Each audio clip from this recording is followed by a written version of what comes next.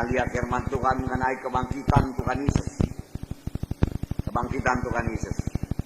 Jadi Tuhan Yesus benar-benar mati di kayu salib, benar-benar dikuburkan, lalu bangkit pada hari yang ketiga seperti yang dikatakannya.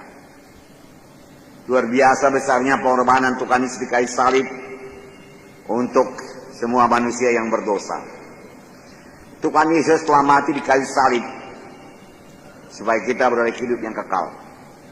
Di kayu salib Tuhan Yesus menanggung semua dosa kita, penyakit kita, segala kutuk dosa, kelemahan, supaya kita memulai satu kehidupan yang baru di dunia ini, sama sekali baru, karena kita adalah kejadian yang baru, yang lama sudah berlalu. Kemudian kita mewarisi hidup yang kekal. Amin, saudara. Jadi semua saudara adalah baru. Haleluya. Dosa-dosa yang lama dilupakan Tuhan semua. Jadi kejadian yang baru yang terus-menerus diperbarui, yang menjadi seperti Yesus. Jadi kita bertumbuh terus dalam Yesus, dan berbuah bagi Yesus. Amin. Kebangkitan Tuhan Yesus adalah kebangkitan tubuh, bukan hanya jiwa dan roh saja. Tubuhnya juga bangkit. Oleh sebab itu dia berkata kepada Thomas, Thomas, taruhlah tanganmu di bekas tusukan paku ini. Hantu tidak punya daging, dia katakan, tapi aku punya daging, aku punya tubuh. Demikian nanti kebangkitan kita, kita juga punya tubuh. Bahkan sudah dimuliakan oleh Tuhan. Luar biasa. Mayatnya tidak ada dalam kubur. Kubur itu kosong. Kain kafan menutupi Tuhan Yesus. Juga kosong. Tuhan Yesus benar-benar bangkit daripada kematian. Inilah sorak kemenangan setiap anak Tuhan. Amin. Haleluya. Tuhan yang hidup, yang memperhatikan kita, yang mengenal kita, yang mendengar dan menjawab doa kita, amin. Yang mengasihi kita, yang mau memberkati kita, yang menyatu dengan kita, tinggal dalam kita dan kita dalam dia. Dan kita semua menjadi satu dalam Yesus, amin. Inilah ceritanya, saudaraku. Malaikat berkata, saudaraku, ia tidak di sini. Ia telah bangkit. Saya bacakan Matius 28:5-6. Akan tetapi malaikat itu berkata kepada perempuan-perempuan itu, janganlah kamu takut. Sebab aku tahu kamu mencari Yesus yang disalibkan itu. Ia tidak ada di sini. Sebab ia telah bangkit. Sama seperti yang telah dikatakannya. Mari, lihatlah tempatnya berbaring. Malaikat berkata, ia tidak ada di sini, tidak di kuburan dia. Sebab dia telah bangkit sama seperti yang telah dikatakannya. Kebangkitan Tuhan adalah salah satu kebenaran yang utama dalam Injil. Dalam 1 Korintus 15 ayat 1-8. Dan sekarang saudara-saudaraku mau mengingatkan kamu kepada Injil yang aku beritakan kepadamu. Dan yang kamu terima. Dan yang dalamnya kamu berdiri teguh. Oleh Injil itu kamu diselamatkan. Asal kamu teguh berpegang kepadanya. Seperti yang telah kuberitakan kepadamu. Kecuali kalau kamu telah sia-sia saja menjadi percaya. Sebab yang sangat penting telah kusampaikan kepadamu, yaitu apa yang telah kuterima sendiri, ialah bahwa Kristus Yesus telah mati karena dosa-dosa kita sesuai dengan kitab suci, bahwa ia telah dikuburkan, dan bahwa ia telah dibangkitkan pada hari yang ketiga sesuai dengan kitab suci, bahwa ia telah menampakkan diri kepada Kefas dan kemudian kepada kedua belas muridnya. Sesudah itu ia menampakkan diri kepada lebih dari 500 orang sekaligus. Kebanyakan dari mereka masih hidup sampai sekarang, tetapi beberapa di antara telah meninggal. Selanjutnya yang menampakkan diri kepada Yakobus, kemudian kepada semua rasul. Dan yang paling akhir dari semuanya, ia menampakkan diri juga kepadaku, sama seperti kepada anak yang lahir sebelum waktunya. Yesus menampakkan diri kepada Paulus, sehingga dia menulis ini semua. Yang sangat penting kuberitakan padamu, yaitu Yesus telah mati dan telah bangkit. Yang menampakkan diri kepada perempuan-perempuan, kepada kedua belas murid, kepada Yakobus, kepada Petrus. Terakhir kali ia menampakkan diri kepadaku, Paulus berkata. Lalu Paulus masuk bilangan dari 12 murid, saudara. Terakhir kali Tuhan ceritakan semuanya sehingga Paulus dapat berkata, dia mati dan dia bangkit. Padahal Paulus tidak di situ waktu itu. Bahkan sudah banyak orang Kristen percaya kepada Tuhan, sudah menganiaya orang Kristen, membunuh orang Kristen. Daripada jalan ke Damsyik, satu sinar yang terang menerpa dia. Siapakah engkau? Paulus berkata, akulah Yesus yang kau aniayakan. Tuhanku, apakah yang harus kuperbuat? Lalu Tuhan menceritakan semua kehidupannya secara pribadi kepada Paulus. Dan Paulus mengerti Injil. Dan dia menjadi pemberita Injil yang tidak pernah mundur. Nanti asa berkobar-kobar, berapi-api, penuh dengan kehidupan. Penuh dengan kesegaran, penuh dengan wahyu, penuh dengan persekutuan yang intim dengan Tuhan. Tuhan mengendaki kita semua dalam persekutuan yang intim dengan Tuhan, penuh dengan kehidupan, penuh dengan roh, penuh dengan semangat segar dalam Tuhan. Haleluya. Sehingga kita dapat menjadi saksi Tuhan. Pegang teguh kepada ajaranku, ajaran firman Tuhan dan ajaran rasul-rasul. Paulus berkata, karena Yesus benar-benar bangkit daripada kematian. Puji Tuhan. Dalam 1 Korintus 15 ayat 14 dikatakan, tetapi andai kata Kristus tidak dibangkitkan, maka sia-sialah pemberitaan kami, sia-sialah juga kepercayaan kami. Sia-sia semua kalau Yesus tidak bangkit, tidak ada Kristen. Tidak ada sama sekali.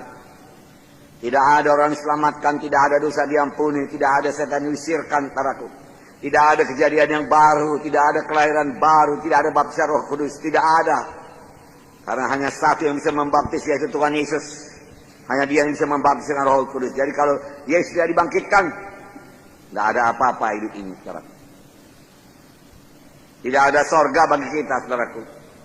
Tidak ada, saudaraku. Sia-sialah pemberitaan Injil saya ini. Sia-sia pemberitaan Paulus, sia-sia pemberitaan rasul-rasul. Sia-sia pemberitaan segala hamba-hamba Tuhan yang benar di dunia ini. Tidak. Sia-sia semua. Memang ada pada waktu segelintir orang tidak percaya akan kebangkitan Yesus. Mereka mengaku dirinya orang Kristen. Inilah Kristen yang palsu. Iman mereka juga iman palsu. Yang tidak mewarisi hidup yang kekal. Hanya dalam Yesus ada hidup yang kekal. Jadi firman Tuhan pada pagi hari ini. Kalau kita nanti menghadap sorga, saudaraku, kita perlu darah Yesus, saudaraku. When I see the blood, I'll pass over you. Kalau aku lihat darah itu, aku akan melaluinya. Malaikat maut tidak bisa memberi maut. Kalau dia lihat darah itu ada pada jenang pintu kiri kanan, dapat dia masuk rumah itu. Darah domba itu berkuasa, lambang daripada darah Yesus. Sekarang kita tidak menerima darah domba, kita menerima darah Yesus yang sejati, saudara. Benteng kita yang teguh. Jangan andalkan kebaikan saya, maka saya diberkati Tuhan. Kebaikan saya, maka saya ke sorga. Tanyalah orang sekampung saya paling baik, saya paling banyak menolong orang miskin. Oh, saya mengangkat anak yatim piatu dan lain sebagainya. Lalu saudara mengetuk pintu sorga. Tuhan Yesus berkata, aku tidak kenal kamu, undurlah dari hadapanku. Tapi kalau dia melihat darahnya sendiri, yaitu darah Yesus, maka dia tidak bisa menolaknya. Dengan darah Yesus telah dibenarkan. Amin. 1 Korintus 15 ayat 19 berkata, jikalau kita hanya dalam hidup ini saja menaruh pengharapan pada Kristus, maka kitalah orang-orang yang paling malang dari segala manusia. Kalau kita mengikuti hanya untuk diberkati saja di dunia ini, hidup sehat saja di dunia ini, hidup berkelimpahan di dunia ini, hidup senang di dunia ini, hidup dapat nama di dunia ini, maka kitalah orang yang paling malang dari segala manusia. Firman Tuhan mengatakan ini. Paling malang. Kalau pengharapan kita mengikut Tuhan Yesus hanya untuk sembuh saja, kita paling malang. Sesudah sembuh tidak lagi ikut Tuhan. Kalau pengharapan kita mengikut Yesus supaya kita diberkati materi saja, lalu sudah dapat materi, saudaraku, kita tinggalkan Tuhan, kita adalah orang yang paling malang. Oleh sebab itu jangan pancing-pancing saudaraku Tuhan Yesus dengan memberikan korban supaya Tuhan kembalikan kepada kita berganda-ganda. Pagi hari tadi kita dengarkan firman Tuhan mengenai seorang perempuan yang mempersiapkan kematian Tuhan Yesus. Yang mempersembahkan kepada satu buli-buli minyak pualam yang sangat wangi. Harum. Dia pecahkan, dia curahkan ke atas kepala Yesus, turun ke janggut dan ke jubahnya, kemudian ke kakinya. Lalu disapunya dengan rambutnya. Dia tidak ada seorang pun menyuruh dia berbuat demikian.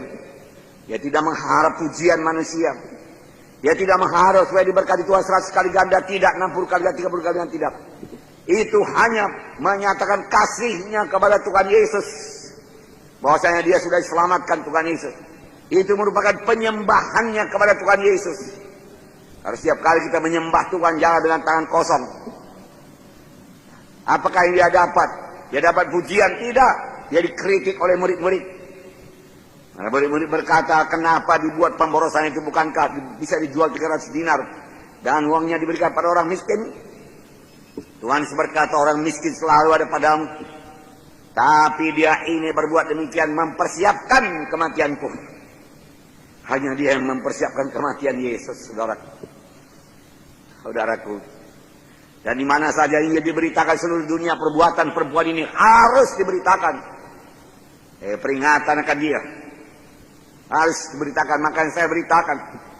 Makanya tiap-tiap kali kita memberikan korban kita, persembahan kita, persepuluhan kita, bukan dengan pengharapan diberkati Tuhan, dibuka Tuhan tingkap 3 langit dan mencurahkan berkat yang berkelimpahan kepada kita, bukan. Tetapi itulah penyembahan kita, kasih kita kepada Tuhan Yesus. Menyatakan kita sudah selamat. Saudaraku, dari mana kita diangkat Tuhan. Lalu kita sangat bersyukur kepada Tuhan. Inilah Tuhan, ku persembahkan kepadamu. Bagaimana besarnya persembahan perempuan ini? 300 dinar harganya. Upah kerja 1 hari penuh pada waktu itu hanya 1 dinar. Yaitu upah kerja 300 hari penuh. Kalau tidak diambil sedikit pun. Berarti setahun. Saudara, namun perempuan ini rasuk setan pada waktu itu sudah sakit-sakitan. Dia tidak bisa bekerja tiap hari. Saya percaya itulah seluruh hartanya yang ada padanya. Tidak ada hartanya yang lain. Persembahkan kepada Tuhan. Tuhan melihat bukan hanya persembahan, bukan hanya minyak narwastu. Tuhan melihat sampai ke dalam hatinya. Saudaraku, Tuhan melihat besarnya kasihnya, pengorbanannya, penyembahannya. Lihat Tuhan semua. Tentu saja Tuhan memberkati walaupun tidak diharapkan. Pada waktu memberi itu tidak ingat itu, hanya ingat Yesus. Hanya ingat ucapan syukur, hanya ingat untuk menyembah Tuhan. Tidak cukup dengan air mata Tuhan, tidak cukup. Tidak cukup dengan tangan disusun menyembah Engkau, harus dengan persembahan yang kudus dari dasar hati. Saya telah menyaksikan beberapa orang memberikan persembahan-persembahan besar seperti ini. Dan hidupnya dan hidup anak-anaknya, keturunannya diberkati Tuhan.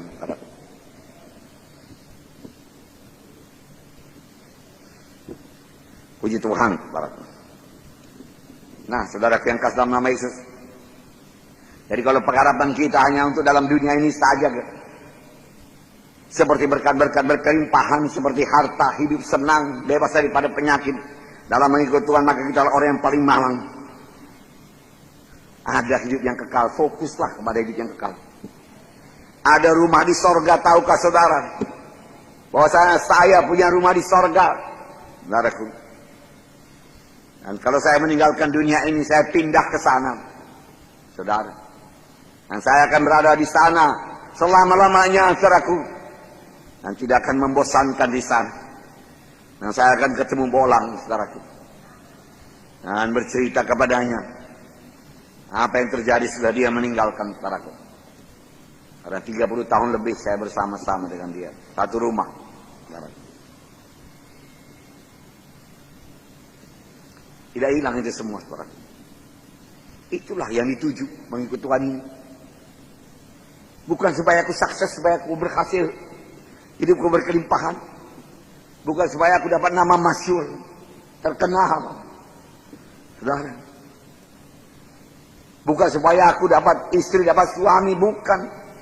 Dapat rumah, dapat mobil. Saudaraku yang kekasih dalam nama Tuhan Yesus. Cari dahulu kerajaan Allah dan kebenarannya, maka sekaliannya ditambahkan kepadamu. Janganlah terbalik, saudaraku. Jangan terbalik. Tuhan tidak keberatan dengan mobil-mobil, Tuhan tidak keberatan dengan rumah-rumah. Saudara, asal kita mengikut Tuhan. Saudara. Luar biasa. Kebangkitan Kristus, kebangkitan Yesus membuktikan bahwasanya dia Allah adanya. 1 Yohanes 10 ayat 17-18. Bapa mengasihi aku, oleh karena aku memberikan nyawaku untuk menerimanya kembali. Tidak seorang pun dapat mengambilnya daripadaku, dan aku memberikannya menurut kehendakku sendiri. Aku berkuasa memberikannya, aku berkuasa mengambilnya kembali. Inilah tugas yang kuterima dari Bapakku. Tidak ada orang seperti ini. Aku memberikan nyawaku, mati, dan aku ambil kembali. Tidak ada orang berkuasa mengambilnya. Tetapi karena dia Allah, dia sanggup. Tidak seorang pun sanggup mengambilnya daripadaku. Tetapi aku menyerahkan nyawaku dan aku mengambilnya kembali. Saudaraku. Dan dia hidup, saudaraku. Kebangkitan Tuhan Yesus, saudaraku, menjamin kita menerima warisan yang kekal. Ini yang diharapkan. Saudaraku, kalau pengharapan kita hanya 1 mobil, 2 mobil, 1 rumah, 2 rumah. Saudaraku, mari maju. Cari kerajaan sorga, menangkan jiwa-jiwa. Haleluya, saudara. Pada waktu kami memulai pelayanan ini, saya dan istri saya melupakan segalanya, mengorbankan segalanya. Saudaraku, lalu kami sebagai orang mabuk, saudaraku, siang malam mengerjakan pekerjaan Tuhan. Saudara, istri saya meninggalkan prakteknya dokter spesialis yang banyak pasiennya, saudaraku. Cukup melimpah untuk hidup di dunia ini kalau diteruskan, saudara. Saya meninggalkan masa depan saya, saudaraku. Saudara, semua saya lupakan semua, saudara. Hanya Yesus saja. Lalu kami bekerja luar biasa. Saudaraku, lalu Tuhan yang tidak menyayangkan anaknya yang tunggal memberikannya kepada kami. Masakan dia menahankan segala sesuatu daripada kami. Kami dapat kerajaan sorga, kami dapat Yesus. Lalu kami dapat segalanya. Saudaraku. Segalanya. Saudara, ada waktu-waktu berkorban, ada waktu-waktu menuai. Ada waktu menabur, menuai, tidak berhenti-henti. 1 Petrus 1, 3 dan 4. Terpujilah Allah Bapa Tuhan kita Yesus Kristus yang karena rahmat-Nya yang besar telah melahirkan kita kembali oleh kebangkitan Yesus dari antara orang mati kepada suatu hidup yang penuh pengharapan. Kita dilahirkan kembali kepada satu hidup baru yang penuh pengharapan. Apakah itu? Untuk menerima satu bahagian yang tidak dapat binasa, yang tidak dapat cemar, dan yang tidak dapat layu, yang tersimpan di sorga bagi kamu. Untuk menerima satu bahagian yang tidak dapat binasa, tidak dapat cemar, dan tidak dapat layu. Darah harta dunianya akan layu, rumah-rumah akan lapuk, berlumut, saudaraku, dan bertua, saudaraku. Pakaian kita juga akan menjadi tinggalan zaman, saudaraku. Semua dalam dunia ini sementara saja. Tapi warisan di sorga kekal. Tidak dapat cemar dan tidak dapat layu. Tersimpan di sorga bagi saudara dan saya. Haleluya.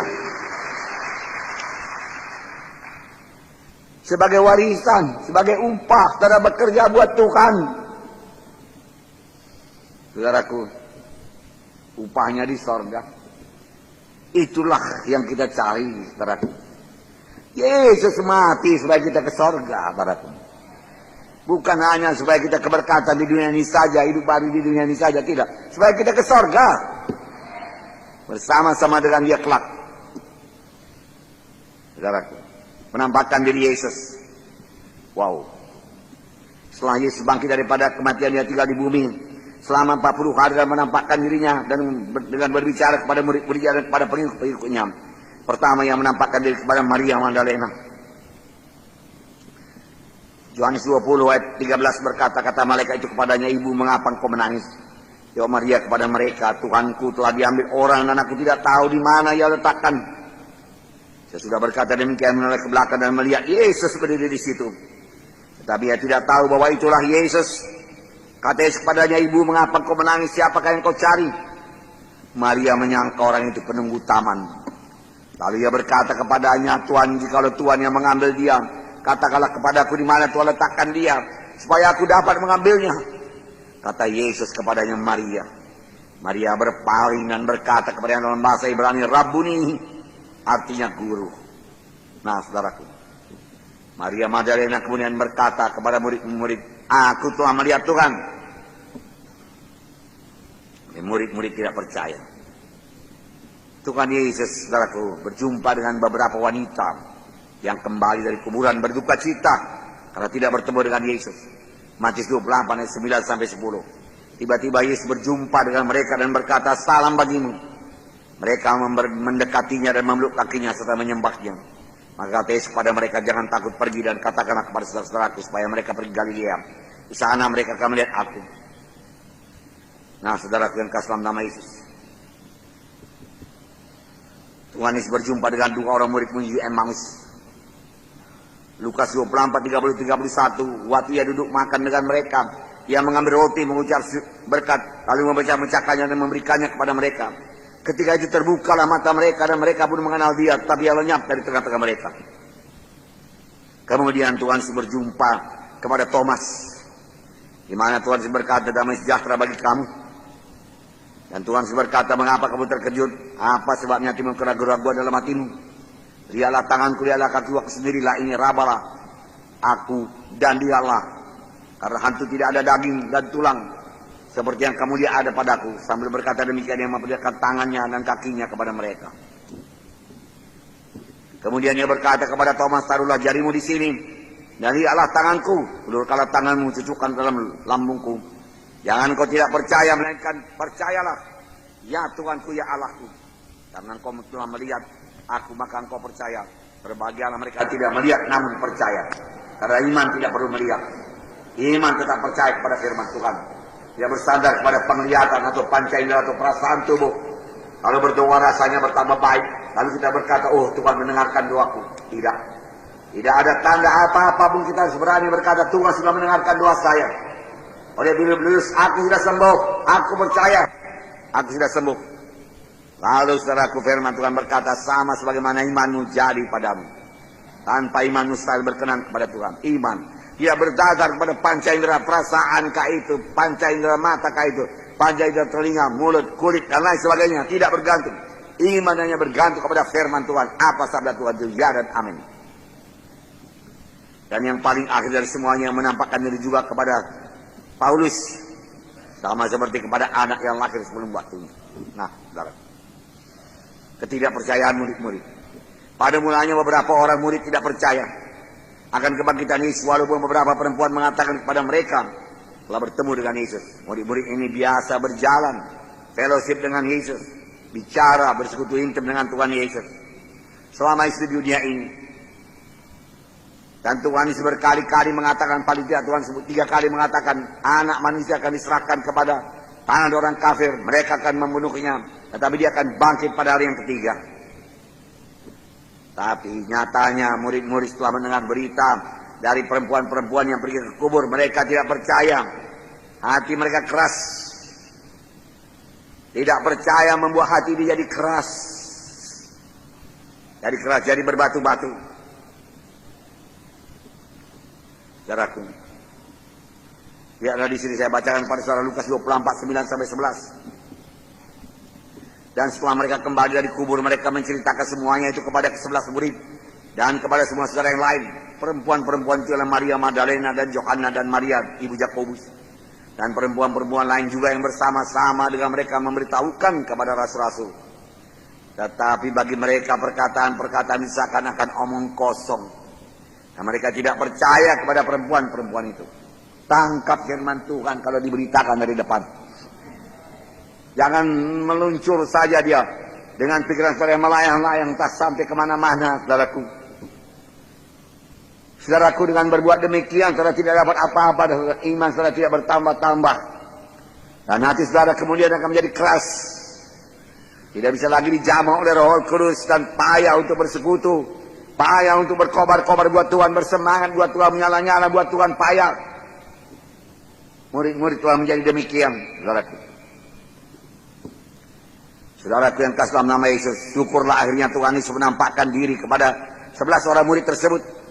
Tetapi Tuhan mencela ketidakpercayaan dan kedegilan hati mereka. Dan kekerasan hati mereka. Karena mereka tidak percaya bahwa Tuhan bangkit daripada kematian. Tuhan Yesus mencela mereka. Saudaraku, Tuhan Yesus mencela mereka. Murid-murid sejati dicela Tuhan Yesus. Ada kedegilan hati mereka dan kekerasan hati mereka. Rupanya selama Yesus dalam kuburan dan menghadapi begitu dahsyatnya saudaraku segala kejadian-kejadian peristiwa disalib sampai ke kubur saudaraku, setan saudaraku menerobos hati mereka dan menaruhkan bibit-bibit ketidakpercayaan, bibit-bibit manusia lama, bibit-bibit manusiawi dalam pikiran mereka. Ingat, peperangan rohani berlangsung dalam pikiran kita. Itu sebabnya pada pagi hari tadi kita dengarkan bahwasanya Tuhan Yesus beri mahkota duri supaya kita membaharui pikiran kita, mengisinya dengan firman Tuhan dengan pikiran yang besar. Saudaraku, jangan pikiran yang sempit, yang positif, berkemenangan dan percaya, bukan pikiran negatif dan kalah, bukan pikiran ketakutan, khawatir. Bagaimana kalau tabrak mobil? Bagaimana kalau banyak tantangan? Bagaimana kalau aku tidak berhasil? Tidak ada, aku berangkat, aku berhasil. Karena aku beserta dengan Tuhan. Aku berangkat, aku membangun sidang. Karena Tuhan besertaku. Dan Tuhan memang berkata, aku menyertai kamu sampai kepada akhir zaman. Percayailah firman Tuhan. Firman Tuhan itu bagi saudara. Dan akan digenapkan Tuhan supaya saudara mempercayainya, saudaraku. Dengar suara Tuhan dan segera patuhi, jangan berlambat-lambat. Tuhan Yesus berkata, domba-dombaku mendengarkan suaraku, aku mengenal mereka dan mereka mengikut aku, mereka mengenal aku. Murid-murid tidak mengenal Yesus lagi, saudaraku. Yesus bicara kepadanya sepanjang jalan ke Emmaus sampai ke kota Emmaus, mereka tidak kenal bahwa saya itu Yesus. Dan ketika semua mencahkan roti, baru terbuka mata rohani mereka. Mereka tahu itu adalah Yesus, saudaraku. Biarlah mata rohani kita selalu terang. Menanglah saudaraku, jangan biarkan setan menipu saudara, yang memberikan benih-benih ketidakpercayaan saudaraku dalam saudara. Ingat, Yesus Maha Kuasa, tidak ada yang mustahil kepadanya. Apapun penyakit saudara bisa sembuhkan Tuhan Yesus. Tidak ada yang mustahil kepadanya. Apapun keberatan saudara bisa diangkat oleh Tuhan Yesus. Tidak ada yang mustahil kepadanya. Beginilah luar biasanya berkat Tuhan. Makanya saya heran kalau ada anak Tuhan yang tidak sungguh-sungguh mengikut Tuhan ini. Dan banyak-banyak alasan, saudara. Saya katakan lagi kepada saudara, saya pikir sudah saya katakan minggu yang lalu, di dalam dunia ini tidak ada hidup yang lebih baik daripada hidup dalam Tuhan Yesus. Tidak ada hidup. Hidup sebagai milioner tidak akan lebih baik daripada hidup dalam Yesus. Walaupun tidak milioner. Hidup bergelimbangan dengan uang padaku tidak akan lebih baik daripada hidup dalam Yesus. Tuhan sudah memimpin kita pada jalan yang benar, terhargakan. Karena hidupkan dalam hati saudara, dan jangan menoleh ke belakang, karena tidak layak pada Tuhan. Domba-dombaku mendengar suaraku dan aku mengenal dia, dan mereka mengenal aku. Setiap kali Tuhan bicara kepada saudara melalui Roh Kudus, atau pada waktu saudara membaca firman Tuhan dan merenungkan firman Tuhan, segera bertindak melaksanakan, jangan tunda-tunda. Supaya jangan terbuka pintu kepada setan mengeraskan hati saudara. Karena perjuangan kita bukan melawan darah dan daging, tapi melawan pemerintah-pemerintah, penguasa-penguasa, penghulu-penghulu dunia yang gelap ini, melawan roh-roh jahat di udara yang bekerja dalam pikiran kita, yang mau menguasai pikiran kita, mengendalikan pikiran kita, membuat kita berpikir menurut manusia lama, pikiran yang menurut logika dunia ini. Tidak, berarti saya berpikir menurut logika Tuhan, menurut firman Tuhan. Saya katakan kepada saudara, jangan, kalau setan mulai menaruh pikiran-pikiran padaku, atau pengetahuan teologi adalah dia katakan padaku, yang tidak membawa kepada kuasa Tuhan, tolak saja. Tolak saja. Firman Tuhan berkata, kita pilih apa yang kita pikirkan. Kita memilih. Karena Tuhan memberikan kehendak bebas kepada kita, kita memilih apa yang mau kita pikirkan. Kita bisa membuang apa yang tidak mau kita pikirkan. Yang pertolongan Roh Kudus kita bisa buang pikiran jahat, pikiran porno, pikiran najis, angan-angan yang jahat, saudaraku. Tidak rohani, duniawi, buangkan. Apa yang disimpan-simpan? Tidur dengan nyenyak, bersekutu dengan Tuhan, malaikat Tuhan mengawal saudara. Buangkan segala sesuatu yang tidak patut untuk hidup sebagai anak terang, yang tidak layak bagi saudara untuk hidup sebagai anak terang. Buangkan semua. Tipu daya akal-akalan. Tuhan berkata, ya di atas yang ya dan tidak di atas yang tidak. Lebih daripada itu dosa. Maka Tuhan akan mengurangi saudara. Nah saudaraku, jangan lagi terima suara setan. Pikirkan perkara di atas. Seperti saya katakan tadi, pikirkan sorga. Apakah sudah cukup saudaraku peralatan rumah saudara di sorga, bahan-bahan rumah saudara di sorga? Kerjalah. Kerjalah, kerjalah, kerjalah. Layani Tuhan, layani Tuhan. Pesan terakhir Tuhan Yesus sebelumnya naik ke sorga. Markus 16 ayat 15. Lalu ia berkata kepada mereka, pergilah seluruh dunia, beritakanlah Injil itu kepada segala makhluk. Siapa yang percaya dan dibaptis diselamatkan, siapa yang tidak percaya akan binasa. Tanda-tanda ini menyertai orang yang percaya, mereka akan disertai demi namaku. Mereka akan berbicara dalam bahasa-bahasa yang baru bagi mereka. Dan seterusnya. Sesudah Tuhan Yesus berbicara demikian kepada mereka, terangkat ayat ke sorga lalu sebelah kanan Allah. Mereka pun pergilah memberitakan Injil saudara penjuru, dan Tuhan turut bekerja dan meneguhkan firman itu dengan tanda-tanda yang menyertainya. Tanda-tanda menyertai.